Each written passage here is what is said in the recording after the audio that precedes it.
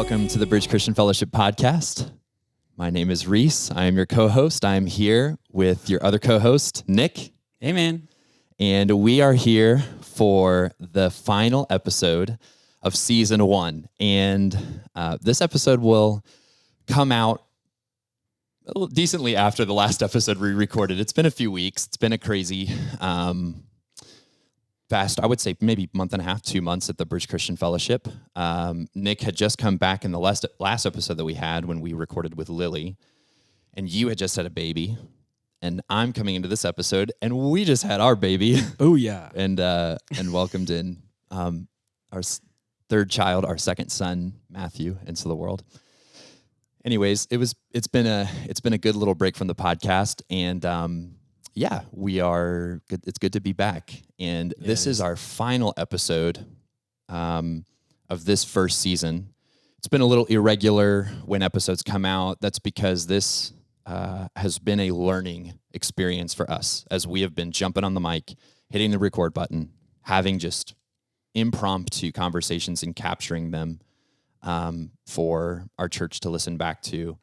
We've learned a lot this season. We've learned a lot about how to podcast, and we're going to continue to learn more, but it's been a really fun experience. No, dude, that you hit the nail on the head. I feel like, there's been so many little things that I'm like, I wouldn't have even thought to think about that. Yeah. But no, it's been great. And we don't learn them until we do them. Yeah. So for those of you guys who are listening to our podcast, thanks for your patience. I know there's been a number of people who are like, when's the next episode coming out? And that honestly gives me like so much joy and motivation to continue doing this. But we thank you for your patience as we've been learning how to do this and get episodes out there. We're going to be doing this episode and then taking just a tiny bit more of a break as we prepare for season 2. We're really excited about season 2. Our hope is to get video up, and we're going to have some really awesome guests on, and we're going to have a regular schedule for release, which is going to be awesome. So all cool things that'll continue to allow people to enjoy as well as learn from what people have to say on these microphones. But anyways, all that to say, I don't think it would have been appropriate to do a final episode unless it was with the guest we have today, a guest. He's smirking. Friend, the incredible Steve Vutsinas, Pastor V. It is me. It is you. How many pseudonyms can we get on this? Yeah, So many. when it comes to talking about discipleship, man, I don't think Nick or I could point to maybe a more important discipler in our life than you. And I mean that. There's a reason why through, even like past teachings and prophetic words, you've come by the nickname Mordecai in my life, that voice, that familial voice that calls up and out the potential of the people who follow you. And I don't think, Nick and I think are examples of that, if anybody can be. If you go back to any other episode, I think the number one name drop that we do on every episode is the guest that we have today. Literally every single That's episode, true. we're like, just like V had said, or, we always go back to So you have touched our lives in so many different ways. And that's why I think it's the perfect season ender episode to have you on as a guest. I'm honored.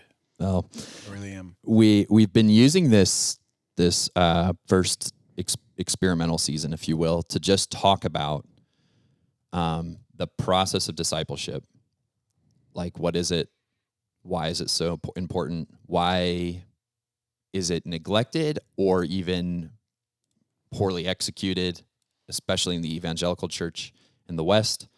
There's so much individualism with the way that we exercise our faith here, and so much.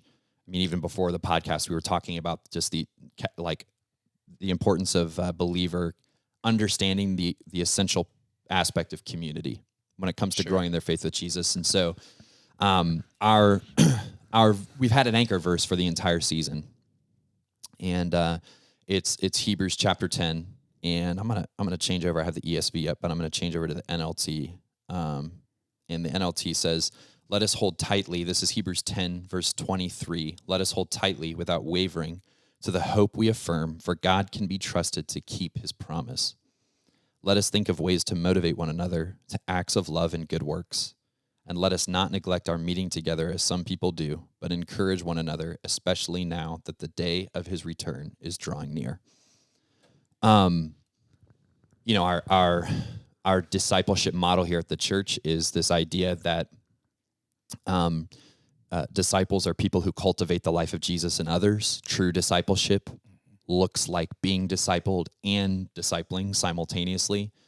And we've seen that, like in each of the people that we've talked to from our body in the last however many months that we've been doing these episodes, we've seen that as an essential theme to people who are growing, is that like true growth happens when both of those things are happening. Like if you're not, I think there's a lot of young people who are just content to be discipled, and they forget that they are both capable and called to have someone that they are also discipling. And then there's maybe even sometimes older people who are comfortable in their discipling relationships, those who they disciple, but they maybe are not as invested as they used to be in intentional discipleship for themselves still. Right. And so I love that we've been seeing this painted as a picture in our body, but I would say, like, yeah, for both of us, I have gotten like my idea of what healthy discipleship looks like from you. I just have, like, it's, you know, I came to the church in 2016. I got drugged into serving, and this is always the way that I paint it. I got drugged into serving by you and my wife Brooke, my girlfriend at the time, and just because you're following the unction of the Holy Spirit to just pull people in to serve and get involved in. But it had so much more than to do with than serving in a particular ministry. Like, I started doing life with you. I started getting into your home. I started just following you and accompanying you to various things that you just did. It's a slippery slope too, getting into his home, because once you do, you stay for 2 years and you don't leave. Nick lived in your home. Yes. Yeah. I don't know if you want to speak a little bit to your relationship with him, obviously. I mean, it starts just like it did with you. And to this day, I reflect on that with Rachel, my wife, over and over again. Probably once a week, the words come out of my mouth. I am so grateful that I lived with the V's for as long as I did, because I got to see a healthy marriage. And I truly attribute one of the biggest successes in my marriage comes from watching how you guys do marriage and family and interactions with your children and all. And I don't know if I've said that to you. I've said that about you quite often. I don't know if I've ever said it to you. So I just wanted to say thank you. Oh. And the fun thing is, I'd take you back in a minute. I know. I've even talked to Rachel, like, what would it look like if we just moved take you back in a minute. It would not be a hard sell for me. Yeah. Because that's what family is. The time when you were in our home felt like you belonged there. Yes. So I think when you do discipleship, it's not a put on. Yeah. It feels real, because it is real. Yeah. It's the way we were intended. Yeah. That's what I think I've witnessed in your guys' life. It's so authentic. Your life is just opened up to people. There's not a part of your life people aren't allowed to witness and touch. And I think when people think of discipleship, even when they're making their best attempt at executing like systematic discipleship in a church, it looks like all these, formalized, scheduled, it looks systematic, one-on-one. Yeah. And I think, that's been the complete opposite of what we've been able to experience in following and you as a discipler, is that it's really just opening your life up. That's what we've been able to experience in your guys' life. My experience, it feels like you don't realize you've been discipled until you've been discipled. And then you come out of it and you're like, That's good. Like for me, like literally, like for me, it was like, like there was a big aha moment. Like, oh, that's what and then it comes out like, believe the best. That's like one of the most popular catchphrases in your house. And when I lived there, I picked that up. And man, it shifted the way that I think about everything. So good. I'm not a victim anymore. Like it's not about me. It's believing the best in somebody else. You didn't mean to hurt my feelings. You didn't mean to put me out. And that right there alone has dramatically changed my relationship with my parents, my relationship with my wife, my relationship with friends, my relationship with authority. I mean, so good. I have a disposition of rebellion towards authority. Like, I'm going to do the opposite just because you told me what to do. Like, I'm going to oh, that's a stop sign? Not yeah, you, that's Nick. a suggestion, you know? Like, but not me, right? But like, that's what I'm saying. Yeah. Hindsight. That's so good. I didn't realize in the I wouldn't even call them arguments, but in the conversations that we would have that would bring these things to the surface, I didn't even realize that I was being discipled in those moments. But then I look back and I'm like, that's where I learned. That's where I got it, you know. So if I can Please. just jump in Speak real quick. freely. I Speak want freely. you to ask me questions and things, but No, please. I have to. On Saturday a week ago, we had men's and women's fellowship together. And one of the questions came up. How do you let somebody know that you want to disciple them? Yeah, it's good. And on the inside of me, I cringed. I mean, I literally cringed. I would like to disciple you. I struggled Yeah. because I've never said those words to a single person. Wow. Whoa. Never. Yeah. I can't imagine. I mean, Jesus didn't do that. He called them out of their boats and said, follow me. Yep. Come, I'll make you fishers of men. Yeah. He didn't systematically, formulaically put together a list of why you should let me disciple you. Yeah. He knew that he was spending time with his Father and they would benefit from being close to him. That's good. That's it. Wow. That's what discipleship is. And the church is waiting to be able to communicate to someone, hey, I want to disciple you. No, just live life with them. That's so good. Live life with them. That's it. That's what Jesus did. That's what he modeled. Yet we try to make it so complicated. So Nick and I mean, it's a good segue because Nick and I are going to 20, 30 years from now. We're going to look back and be able to identify. I mean, I think for the rest of our lives that this relationship is going to run its, all the way. But we're going to look on these formidable years for us as young, when we were getting married, when we were young parents, and identify you as a key, if not the key person that was like a discipler for us. What did you have that for yourself as Sure. So what was that like? Like who kind of helped cast that for you? What opened your eyes to that when you were a young believer? So there was a man by the name of John Daigle and John Sr. Yeah. You guys know we know Jeff. Jim. You know Jeff Daigle, but John Daigle, who was a businessman at my church in North Carolina. I'd been saved for a year. Yeah. Maybe not even quite a year. And he preached on a Wednesday night. And he had his wife and his 2 kids, and he was making money. He was driving a nice car, and I already respected him. Yeah. Then he got up and preached. And it was one of those where you just scratched your head because you're like, I never thought of it that way. And he used a can of green beans. Oh, we love a good object lesson. And he was teaching on how we look at the outside of a man and we make evaluations on what's on the inside by what we see on the outside. And until you know the heart of a man, you don't know. And I'll never forget during the lesson when he turned the can and the can was empty. He had kept coins in the can. So it was not even a can of green beans. It was just a label. Yeah. And Wow. I just remember sitting there going, shut up. It was so empowering to me to hear it. I went up to him at the end of the service and I said, can't believe I said this. I said, hey, my name is Steve.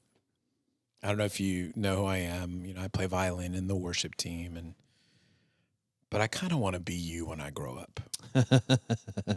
And he looked at me. It didn't faze him. He goes, be careful what you wish for. Mm. And I said, what does that mean? I don't know what that means. Be careful what you wish for. He said, 8 a.m. Saturday morning, I'll be at your dorm. I'll pick you up. So Saturday morning, 5 minutes to 8, I heard the horn. He said, you better come out when I beep the horn. I came out, and he took me to Shoney's, and he bought me breakfast, and he asked me questions about Jesus. And we did that every Saturday for a long time. Wow. And he just taught me who Jesus was. Mm. Wow. I didn't ask him to be discipled. Yeah, he never said, hey, can I disciple you? He didn't. He just took you. I came to him and said, I want to be like you. Yeah. But what I was referring to was the depth of spiritualness that I saw in his life. Yeah. Wife, kids, financially stable. It was all those. Yeah. I just want to be like that. Yeah. And he took me to the one who made him like that. Yeah. Like that. Wow, that's good. Well, so we've come back multiple times this season to Paul's statement, Apostle Paul, follow me like I follow Christ. Sure. Be like me like I am like Christ. And what I think I've come to the conclusion of now is we've navigated, this is our 8th episode, I want to say. That is, I think, just true, is that at the time of salvation, whether or not we know or recognize it, God puts a burning in every believer to be discipled, to be led. Because every person that we have talked to throughout all of these podcasts, as we've tried to unpack those early years of following Jesus, you know, whether or not they had that discipleship need met, they had that discipleship desire present. They wanted to be discipled. And the fact that you I want to be that way. Like, I think there's too many young people who are like, you know, is that right to feel that way? That I want to be like that person that I see in the church? And it's, well, I mean, you're recognizing the way that they have been formed into the likeness of Jesus. So there's nothing wrong with that. No, I don't think there's anything wrong with it, as long as that person points you to Jesus. Exactly. A lot of times people point them to themselves. Yes. Then it becomes an unhealthy shepherding kind of. Right. I mean, there was a whole movement of that. Right. You know? But there's a heart posture in that. I feel like what I'm gathering is seeking or burning for that discipleship. The starting point is humility, because I feel like the rebellious spirit in me, or that influences me sometimes, is like to go up to somebody and say, I want to be like you. That takes a lot of humility to take out of the equation. Hey, I think I can do this on my own. Because that would be pride. Pride would be the thing that would say, oh, look at that person's success. I bet I could do that. Right? Not seeking the person's help, not even asking, or not even trying to be like them, but just trying to do it better than them. You know what I mean? It's a willingness to acknowledge that you need work. Yeah. Which there's also a lot of young believers, and I mean young believers, like people who are new to walking with the Lord, and young people who are walking with the Lord, that do not want to admit that. No, but we do. Like, I mean, we always do. It doesn't matter how old you get, but you're right. Like, it is a humble admission to be like, I see someone who has spent time with Jesus and has been formed into his likeness, and I want that for my life. I'm not willing to accept that who I am right now is a finished product. Yeah, and John is still involved in my life. He's in his 70s, and I went to see him. It's been a year ago. Yeah, I think it was a year ago, and he knew that I had caught the missions bug in my life, going on missions, and he bought me a map of the globe, a map with things to put all the places that I've been to preach the gospel. Wow. Because he had one in his house. That's so cool. And he wanted me. This is a guy that at 70 is still flying 4 or 5 times a year to Poland and to Eastern Europe and preaching. He has he has schools there that he started. Crazy. But he didn't start them until he was in his 50s. Yeah. We're not talking about somebody who did this when he was young. Yeah. So he's still available to me. I can call him right now. And then I got a chance to disciple his sons. That's so cool. I got to spend time with Wow. his boys, you Yeah. know, and I still speak to them. And Yeah.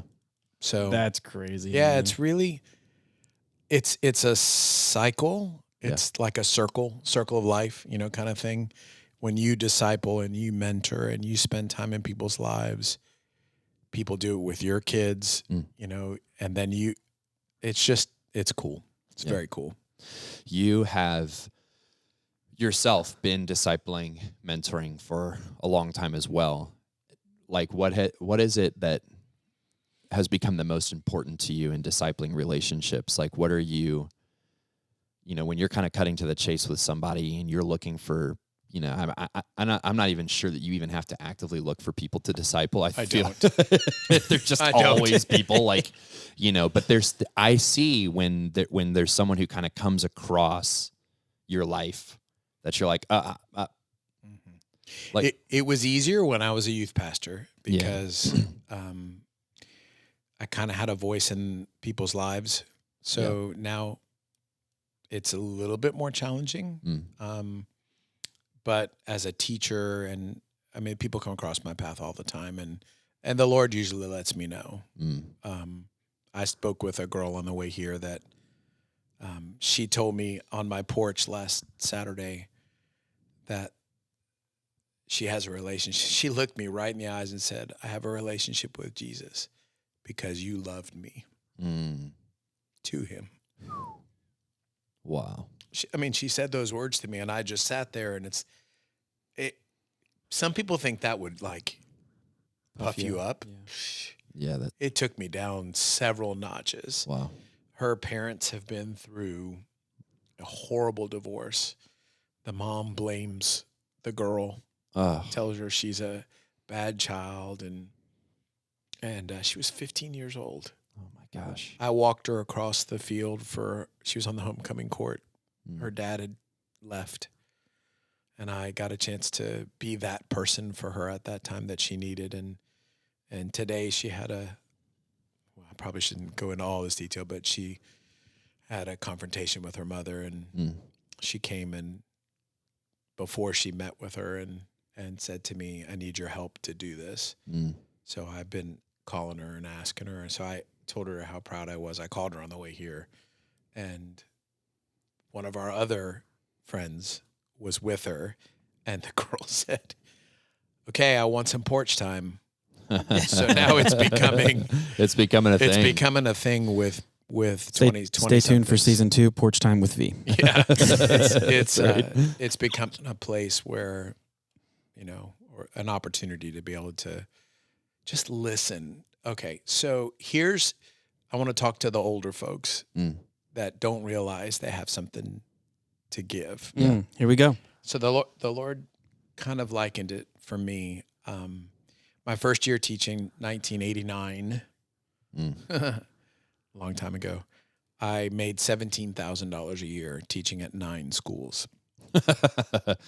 Yeah.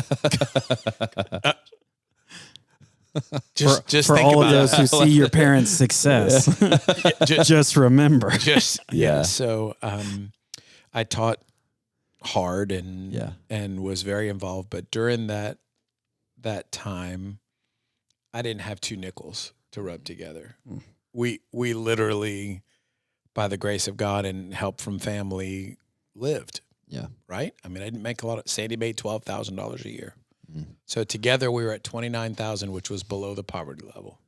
And we worked hard. Yeah. I taught violin lessons. Okay. I say all that to say I never invested. Yeah. Financially? What was I going to invest? Yeah. Right. Oh, I need a new roof. Dad, can you help me? I'll pay you back. I need new tires for the car. I didn't have money to invest. Yeah. So fast forward, I now have substantially more money. Yeah. I've been able to invest in missions and some different things. And then my parents both passed away in the last year and a half, 2 years. And we got money there. And I was able to take a good chunk of money and invest it in the stock market. which is a little scary, but that's a topic for another day. Yeah. But I didn't wait to invest until I had money.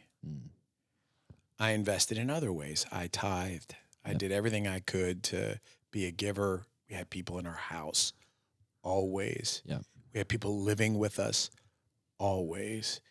So the thing the Lord shared with me is you got to stop waiting until the big check comes. Yeah. And realize that your everyday with Jesus is all people want to see. Yeah. Yep. They don't want to know what you know about Scripture. Mm-hmm.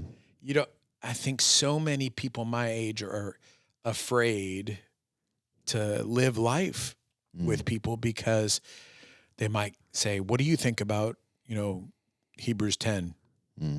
What's Hebrews 10? I don't mind going and looking at it. Yeah. I don't have the whole Bible memorized. Yeah. Right? Yeah, it's good. So for me, people need to realize that they have something to give. Yeah. Even if it's just an ear that listens. Yeah. How many young people don't have anybody to talk to? Yeah. How many times Nick and I sat up and I didn't give advice. I just listened. Yeah. Nick felt safe to be able to share because too often what do adults do? They give advice out of the flesh. Yeah. Right. And the kid wasn't even asking for that. Yep. Yeah. So That's good. anyway, I can talk about it. Well, I could testify to this only because I don't even know if you kind of even understand. I mean, I'm not trying to make you into some kind of super Christian and this is why I think it's profound that we're having this conversation with you. Yeah. I think you are completely right that what people desire the most is to touch your everyday walk with Jesus. That's what people it's in the New Testament when Peter and John are before the Roman guards that arrest them in the book of Acts, and the guards are like, "We know these men; they've been with Jesus." That is both a physical recognition. I've seen them with Jesus, and I recognize them as people spiritually who have been with Jesus, who look like Jesus. Yeah, and I literally the other day, it was maybe one of the first times not one of the first, but one of the handful of times that I'd gotten out of the house since the baby was born.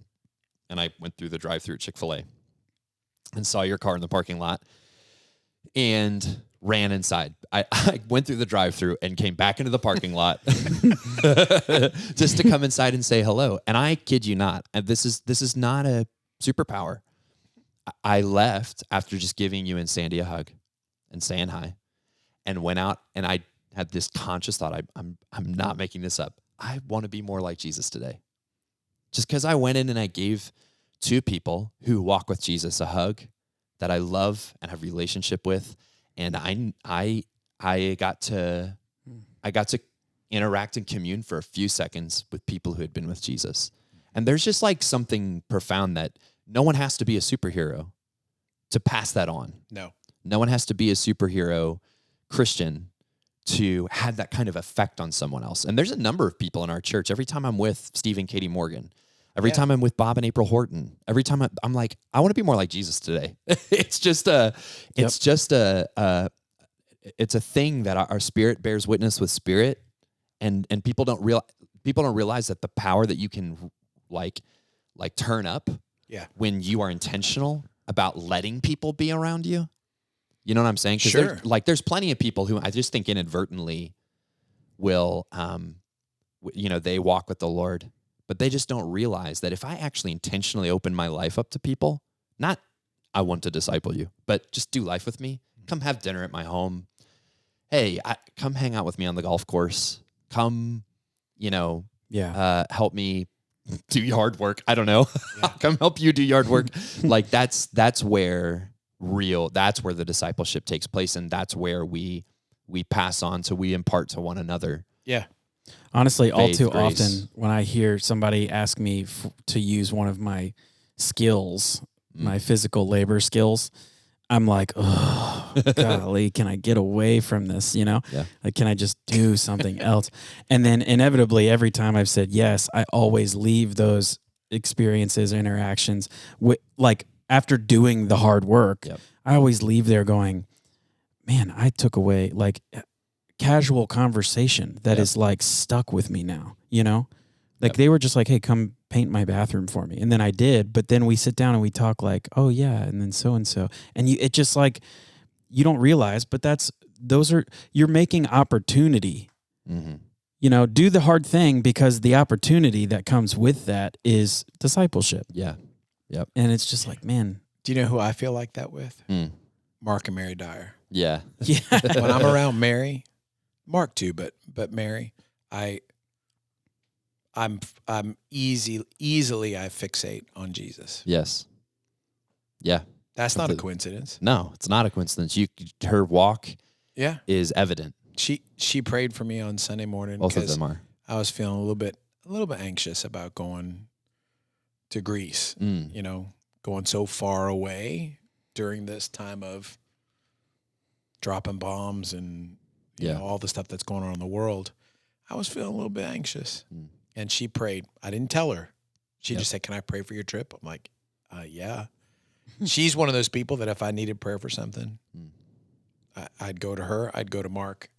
You know, so she prayed over us, and she prayed that there's no place. I didn't tell her I was anxious. I really need you to. I didn't bring anything up about it. She goes, "There's no place safer than being in the center of God's will." And this vacation for you and Sandy is the center of God's will because you give out to everybody around. It's time for you guys to go get filled back up. I said, my hands went up and I just, I throw up my hands. So she discipled me in that moment. She pointed good. me to Jesus. That's what discipleship is. Yes. All she was doing was praying. She wasn't like thinking, how can I disciple him? That's good. And I just think the church has messed up bad because they have tried to formalize and put together a system for discipleship. Yes. Just live life with each other. Yep. Live life with Jesus and then live life with each other. I would be remiss if I didn't acknowledge that that's what I feel like Brandon and Anna bring to the table. 100%. They have like, I love it so much about both of them, and they are Lead like such an pastors, open door. Yeah, our lead pastors in our church, and I would agree. I think that's I'm seeing it flourish in our church, and would encourage more and more people to continue to embrace this. Yeah. This messy, loving model of living life together, being family. Yeah. When you open up your home, people get to see the real you. When you open up your life, people get to see the real you. So you know why he and I are such good friends, and we have been for so long? Because he and I think exactly the same when it comes to this model. Because my oldest, Andrew, needed a mentor in his life. Yeah. Brandon said, come live with us. Yeah. So he moved out to Boise and lived for 4 or 5 weeks in their home. Yeah. And Didier called him intern, still calls him intern. I love that. You know? And they opened their life up to Andrew. Yeah. Yeah. So, and shouts out, because I don't think you would take credit for this, but shouts out to this man right here, because you literally texted Brandon when Pastor Steve announced his about retirement. the job. Yes. And you said, hey, Brandon, I got a job for you. I'm not telling you should, but like, and I'm not going to tell the story for you, but like you were like, hey, you should definitely throw your name in the ring. And he was like, all right, I'm just going to say yes. And look who's our lead pastor. So Reese is a youth minister because of you. I'm a worship minister because of you. And we have a lead pastor because of you. Gosh, if it ever goes south, I'm in trouble. Wait, what's the common denominator? No. So it was funny when I did bring Brandon into the idea. I shouldn't say it because it's because of your obedience. Yeah, when I said it to him that the position was opening, he said, well, we'll pray. And I hung up the phone and I'm like, Lord, please let him pray. And like a week later, he called me and said, send me an application. And I was like, what? not. He said, I think the timing might work. Yeah. And it did. And, I don't take any credit for it. No, that's why I had to say it, because I knew the hardest thing was for me when we had our elder meetings. Yeah. Was for me not to ride my candidate, because we had other candidates. Yeah. And if the other ones were going to be the right one, I needed to be impartial and open to what God was doing. So Lee Gwaltney, who was an elder at the time, I went to him and I said, Lee, I need you to call my mess. But that's part of discipleship. Yes. I'm not saying, that's Lee exactly is my disciple, but Yes. I needed somebody that I trusted, that I knew would speak truth, to speak into my life if I was in error. Mm-hmm.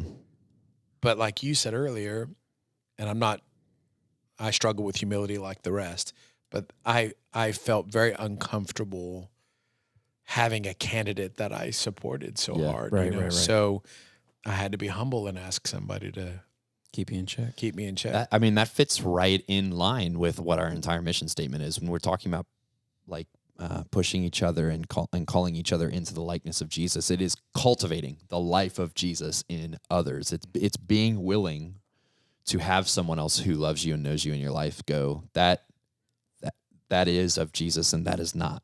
Sure. And I want to identify those things because I love you. And I want you to feel the freedom to do the same thing in my life.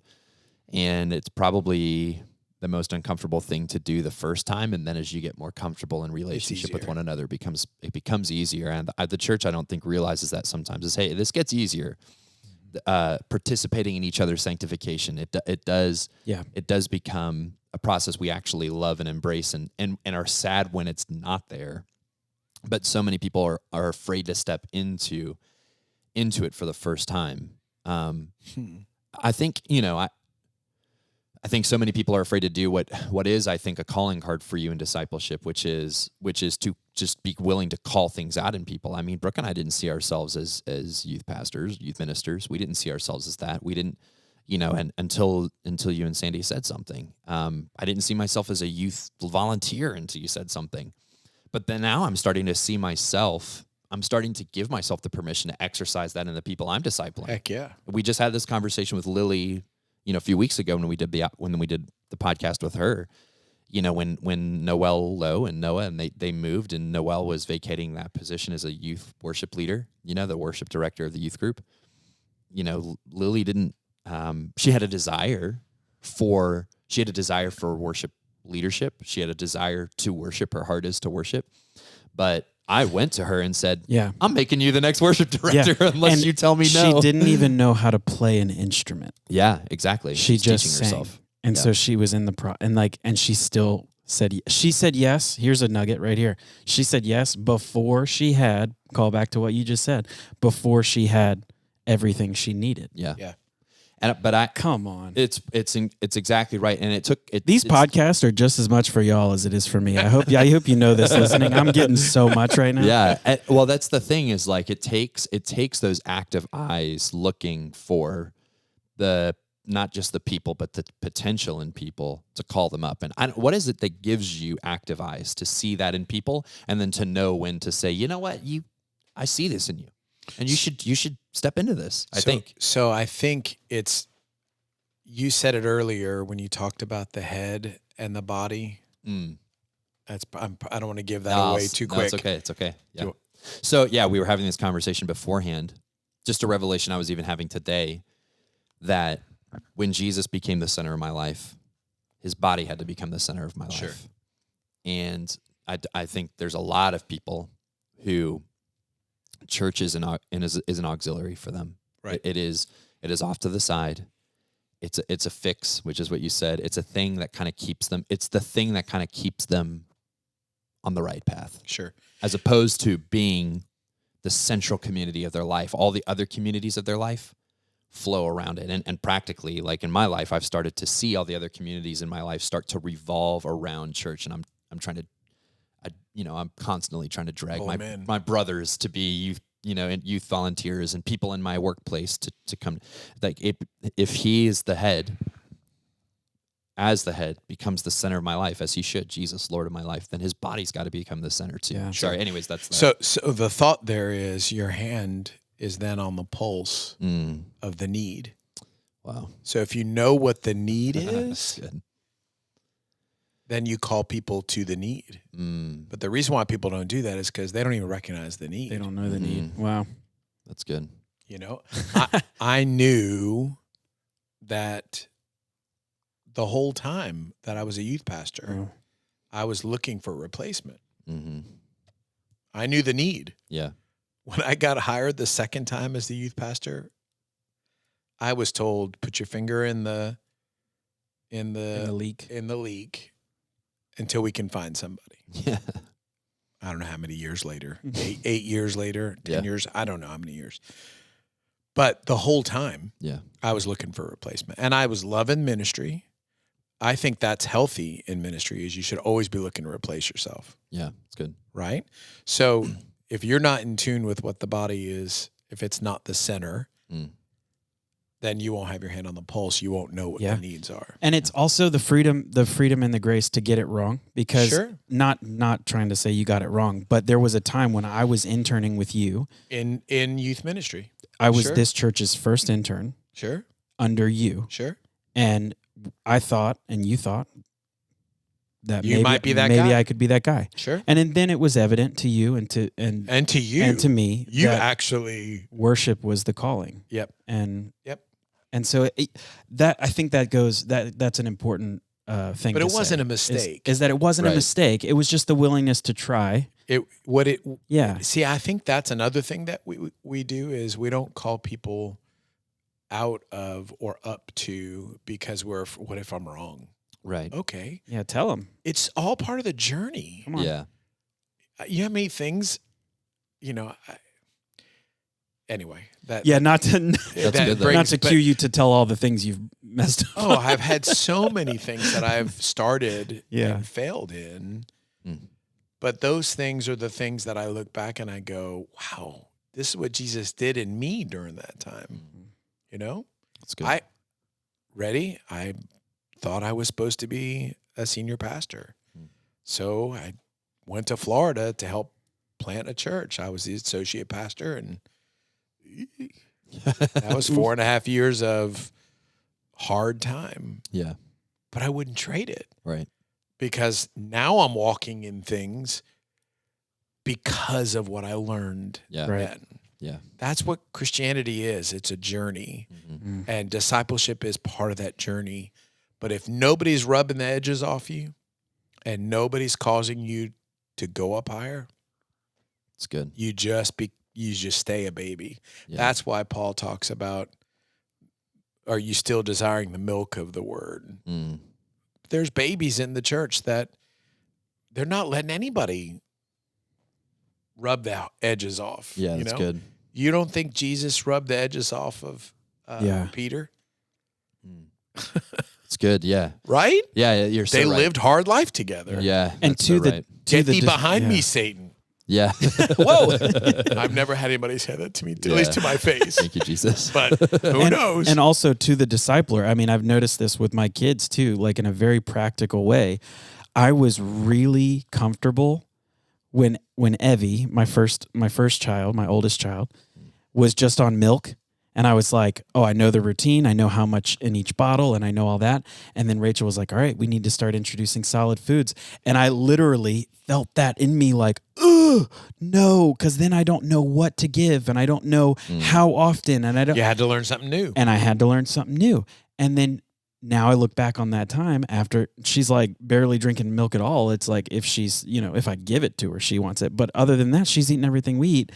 And I'm looking back on, man, this is so much easier because it's all the stuff I eat. So to the discipler, like to the person who is maybe afraid to step out and disciple somebody and live life in front of somebody or with somebody, like just doing the thing, getting in the thick of it is, you won't know while you're doing it, but you'll see it when you're done. That's good. You'll see the fruit of it later. So I have to tell you a quick story. Yeah. Playing tennis with John Daigle. Remember, that's my mentor. John Daigle and Jeff and Johnny Daigle. So his two boys, me and John. And John's playing with Johnny, and Jeff and I are doubles partners. And we were winning. And Big John, super competitive. Little John, the most competitive person ever. And we won, and Johnny got mad and threw his racket and broke it. Tough. And I saw Big John lose it in front of me. Lose it. Went off on his kid. I was scared. I didn't even do anything wrong, and I was scared. Yeah. But something happened that day. Yeah. Because I realized that he's human. Yeah. Right. You know what he did? He apologized later. Wow. For his outburst. I saw an outburst, and I saw humility. You don't think that that's played into how I parent? Yeah. I mean, I've raised two, and I'm raising a third, and I lose my mess sometimes. Yeah. But I also know that the quickest road to Jesus is bending your knee in humility. You go to your kid, and I cannot tell you how many times in Asher's 9 years I've already said, buddy, I'm sorry. That was No, I know that experience personally. The one time that it happened, I remember you apologized, and that was foreign to me. Was for the person that had authority to speak into my life apologizing for a mistake that he felt he had made.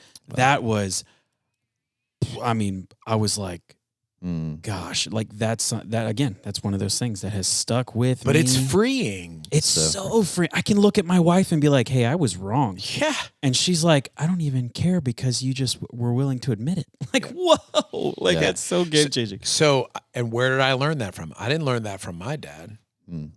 My dad, God rest his soul, wonderful man, but when he lost it, he lost it, and he went on. We used to say he would leave a trail of tears behind him and not think twice about it again. Yeah. So I learned that from John. Wow. Yeah. I learned that in that moment. I didn't know that. Yeah. I didn't know it when I learned it, but now looking back, it's like, that's when I learned it. Well, humility and come on. Man. So discipleship, all of y'all out there listening to this, there is no formula. You just do it. Yeah. And if you want to come sit on my porch and watch, you can. And it's not that I'm great at it. He means that, by the way. Oh, yeah. He genuinely means that. I love sitting with people and hearing what's going on in their lives and then praying for them. Yeah. So good. How many times have I gotten the invite? How many times have you gotten the invite, Reese, where V's been like, hey, just come over. And it's like, oh, is there a thing? Like, are we watching a game? Yeah. Is there a thing? And he's like, no thing. Yeah. Just come over. Yeah. And you're like, okay. Like, yep. All the time. So good. Yeah. We've crushed almost 50 minutes of this. And we could have. How many minutes are they supposed to be? We set a goal for 20 to 30 early on. You might should have told me that before we started. No. This is good. No, this has been awesome. All right. What other questions? Because I enjoy talking about this. Well, I mean, we'll wrap up in a second, but I would say, the one final idea that maybe you can encourage our body with, that we have utilized episode to episode, has been this idea of if the church was, if doing church was like playing football, then there's not a bench in the church. There's not a, maybe, you talked about always looking to find your replacement when you were a youth pastor and always looking for people that you could develop. But the reality is that those people that you were developing, discipling, that could have been in line to take that role were still starters in another role. Sure. They're actively. And so what would you say to somebody who they're just attending the church. They're attending, they're in a body, but they're really just kind of, that's it. They're just attending. What is it that you caught in your own journey as a believer and have helped other people catch that, hey, it is not just recommended, and this isn't us fishing for volunteers to fill roles. Genuinely, what is it that is essential about being a starter in the church? Like, why should people subscribe to that idea? Why can't people just show up to church and leave and not be actively involved in their body? Well, first of all, it wasn't God's plan for the church for you to show up and leave. Yeah. For you to take. If we look at the early church was all about giving. They laid all their wealth down so everybody could have part of it. They came to give. And the Western church has made it about a figurehead and, a brand, what the sermon is going to be this week and what song. I hope they do my favorite song this week. And it's become a buffet for them to eat off of. The problem is we have a lot of fat lazy Christians. And I think it's time for everybody to realize they have a place. They have a part. It can be ushering. It can be, playing on the worship team. It can be working in the sound booth. It can be working the vestibule. It can be anything. But you need to be giving of your life at the church, because in that you'll get to rub elbows. That's the thing I love about Grow Campus. For the whole first semester of Grow Campus, I didn't go to a single class because I cooked. Yeah. I like to cook. You guys have been to my house for me grilling. Yeah. That is not why I was cooking. Yeah. I was cooking because in my mind, I needed to serve and not just be served. And so I did that whole first semester. Second semester, we've done 2, right? Yeah. Second semester, I didn't cook any. I think maybe the first week. Built it, we had a team, Mark Dyer, Mark Shoemaker. Yeah. Right? And they took it over, Pat Mallon, they took it over, and I went to class. The principle that I'm telling you is I served, and then I went into being a teacher. Yeah. I'm always thinking about how can we give, and that needs to be the mantra or the heart's cry of every person that has said the bridge is my home. Where can I serve? Yep.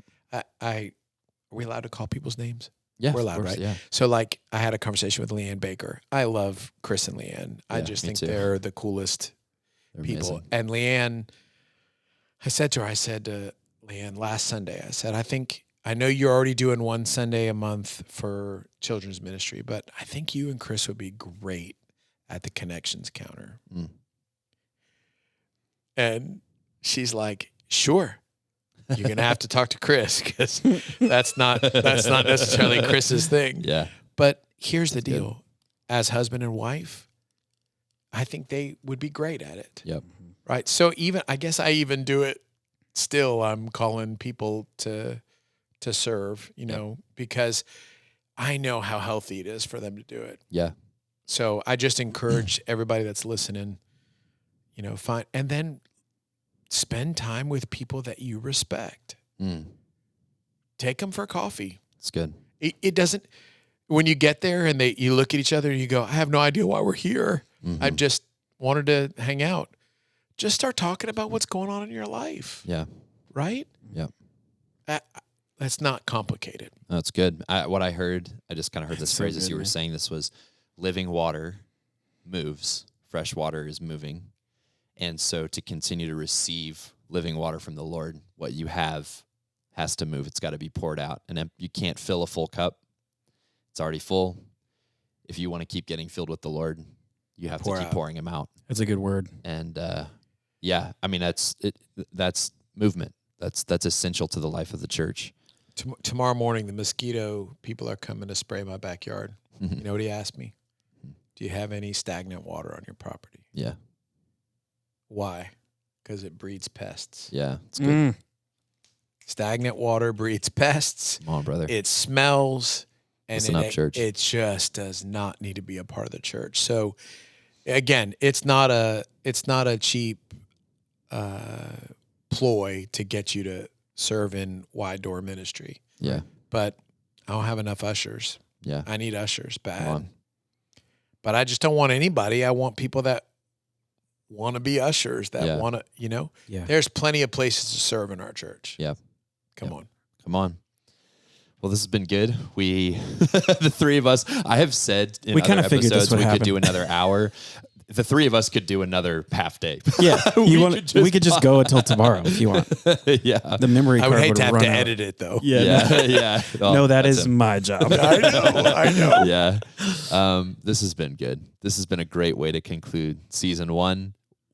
You'll be back on 50 billion times. Yeah. Well, 50, I want both of you to know I love you both, and I respect the both of you and who it is that God has made you both to be in the body. And I'm just honored to be a small part, because there was a lot of people. There's a lot of people that have spoken into your lives. And yes, today I got the credit and the pat, but I'm super blessed to be a small part of your lives. And it better continue, because I know where both of you live. Yeah. You literally drive past my house to get to the church. That's right. That's right. So good. So good. Well, guys, thus concludes season 1. We will be back soon. Check out our Facebook, The Bridge Christian Fellowship, and our Instagram at The Bridge CF, where we'll post updates about when episodes come out, when season 2 will come out. We've got a fun theme for our next season that's going to continue to highlight, I think, some really amazing followers of Jesus in our body. And in the meantime, if you haven't been able to catch all of the episodes in season 1, they are on Apple Podcasts. They're on Spotify. Go check them out. The Bridge Christian Fellowship podcast. This has been awesome. We call these conversations, what do we call this conversation? Why am I blanking? We call these conversations, but there's room for mistakes. Thank you. Room for mistakes. And I'm glad that we do that, because it just, I think, frees us up to have real conversation. Yeah. That's what I feel like this whole season has been about. Come on. And so anyways, we'll be back for more Room for Mistakes. We'll be back for more conversations, but ultimately we'll be back to continue to spur one another to love and good works. I'm Reese. That's Nick. Yep. And we will see you guys soon on the Bridge Christian Fellowship podcast. Peace.